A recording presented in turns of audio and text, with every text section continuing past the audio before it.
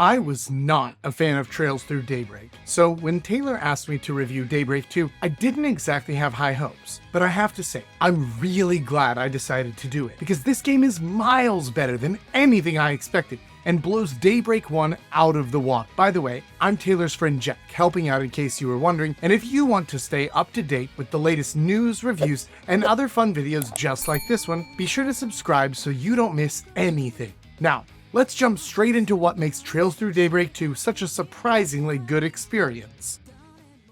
Alright, that's enough about me. Let's start talking shop.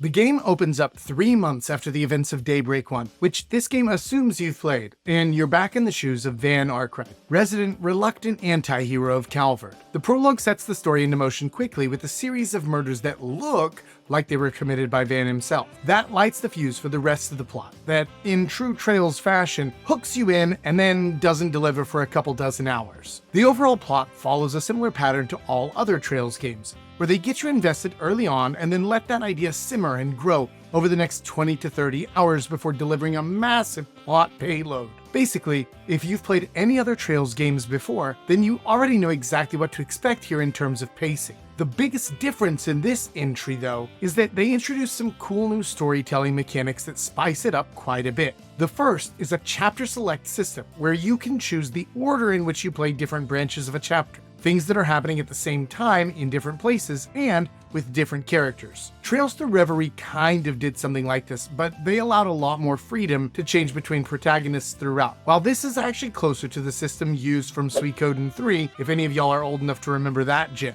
You play through a story until you can't progress anymore, and then you change to another branch and play back through that chapter with a completely different perspective. It helps to keep the storytelling fresh and even manages to spice up some parts that you might not otherwise like. And yes, I'm talking about you, exact same high school from every single Trails game, but with a different coat of paint. The other cool storytelling mechanic they added is much more dramatic: the dead end system. Throughout the story, you'll encounter many situations where main characters will be killed or massive tragedies will occur. And for plot reasons, certain characters will be able to rewind time to a decision point and effectively try again, but with a different choice. It might sound like an overused trope, but the thing that I love about it is that it lets the writers really put in some crazy stuff into the story, making each chapter way more interesting. And when I say crazy stuff, I mean that some of the scenes might get me banned from YouTube for even talking about them. So they really push the envelope with this system. This is what really kept me hooked throughout the slower chapters as they built up the story and the tension. I always felt a sense of impending doom, like the next innocuous step might be the last for some of my favorite characters. And speaking of characters, I'm happy to say that the writers finally found their footing with this cast. Van especially, I thought was really annoying in the first game.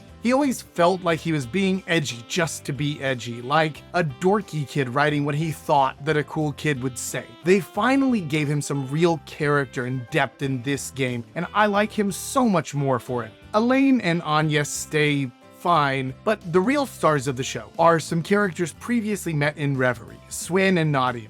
They join you very early on, and they absolutely steal the attention, delivering some of the best laugh-out-loud lines and moments of any game I've ever played. The only problem with the characters and lines, though, is also one of the biggest issues from Daybreak 1, the on-again, off-again voicing. This was hugely jarring in the first game, and it made it feel like a low-budget game at times. And while it's noticeably better in this game, it's still present and it is still annoying. It's a pleasure to meet you.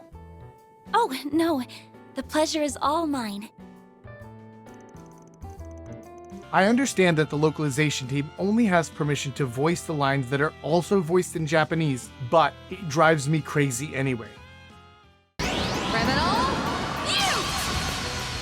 Let's talk about gameplay. On paper, the combat system in Daybreak 2 looks about 90% the same as the original. It has the same action-style field battles that can change in and out of turn-based whenever you want. But everything has been improved drastically from its original form. The feel, the smoothness, and the responsiveness of the field combat is significantly better than before. But the flow of the fights is also better. Now, whenever you do a perfect dodge, you can immediately do a powerful counterattack with a different character, which doesn't just do more damage and lead to more stuns, but it also makes you naturally cycle through all of the characters more instead of just picking your favorite the whole time. I don't know about you guys, but I tend to find what works and just stick with it. So this system actually helped me to experiment more and use the different character combat styles strategically. Speaking of strategy, now, when enemies are resistant to physical damage, you don't just have to switch to the weak caster characters, because you can actually cast arts on the field, doing some serious magic damage and greatly boosting the enemy's stun meters when used right. There's also a big bonus now for stunning enemies and going turn-based, because now stunned enemies can be attacked with an EX chain. Basically a tag team attack with one of your party members to do double damage. These extra systems all come together to make the combat feel much more fun than in Daybreak 1, and it really encourages you to use all the systems it gives you to keep it fresh throughout. It's a good thing too, because one of the biggest time sinks if you're a completionist like me is the new continuous zone, the Märchengarten. I can't say it right, so apologies to you German speakers out there. Daybreak 1 had the combat simulator, which lets you do a special battle with conditions, but this is now a fully infinitely replayable dungeon. While you don't have to engage with it after the first time the game shows it to you, I found that it was my favorite part of each chapter when a new floor would open up. It basically lets you run around beating up baddies and collecting treasure to your heart's content. And it gives you rewards in terms of equipment, orb mint, cooking materials, and more as you go. Then, after you finish the floor, you get to open loot box type things for however much you completed of the floor. I don't know if you can hear it in my voice, but I absolutely loved this new addition to the game, and I spent way too much time cruising through it just pounding on enemies. It can get a bit long and repetitive, but once you get the hang of the new combat systems and can do them on high speed mode, it turns into a wild ride. Another great addition, or re-addition I guess, is fishing. Now, normally I really dislike fishing minigames, and the Trails series has made a habit of coming up with the worst possible versions of fishing, but this time they actually made it fun. Basically, a wheel spins, you need to line your joystick up with the correct spot, and then press X when they line up. It's a simple game, but it keeps you paying attention, and I actually look forward to finding fishing spots instead of dreading them. The hacking minigame for chests, it's not bad, but once you figure it out, it's not too challenging or captivating, and fortunately the game doesn't make you do it too often. There are also a couple of other minigames, like an underbaked card game called Seven Hearts, and a really awkward basketball minigame that feels like it was made by somebody who read a ChatGPT summary of what basketball is and figured, job done. They also, for some reason, committed one of the cardinal sins of game design and decided to include a forced stealth minigame as part of several quests. Forced stealth minigames like escort quests and moving scenes where you walk too slow but run too fast are some of the worst video game ideas ever that keep popping up for some reason, and this version of it is just horrible. The hiding mechanic barely works at all. You can literally be standing in front of the person and they won't spot you, and if they walk around the corner you have about half a second to get eyes on them before the quest auto-fails. Terrible game mechanic, implemented even more terribly. Shame. I'm not embarrassed, damn it! Can we just get back to work already? Please?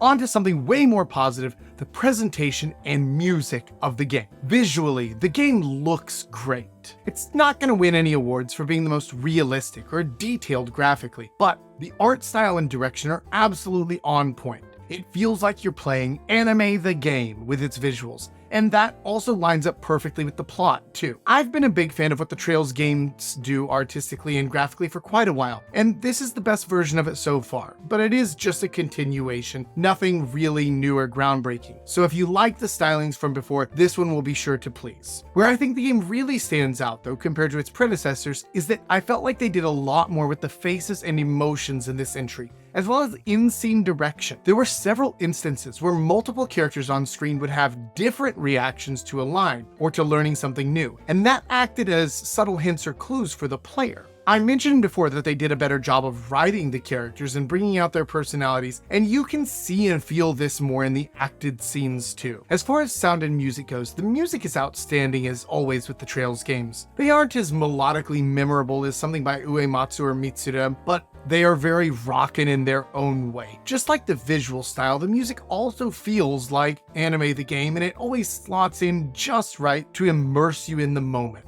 The sound, however, especially the voice lines during combat, honestly, they're downright terrible. In the field battles, you'll get repeated phrases pretty regularly, especially if you're using the same characters for a while, but it's not too grating at first. The turn-based combat, though, is where this gets really bad. In almost every turn-based combat, the game seems to pick one voice line from one character and use that over and over again. In one particularly bad example that I unfortunately don't have footage of, Swin kept saying the phrase, "They hate immigrants," over and over, repeating that about every 2 to 3 seconds until the end of combat. They aren't all that bad or weird, but the voice lines in combat are very annoying. In terms of performance, I reviewed this on a PS5, so I'm not sure about the PS4 or PC versions, but I had no stutterings or graphical glitches throughout the whole playthrough, and ran at a silky smooth 60 FPS the whole time, even in high-speed combat with a dozen enemies.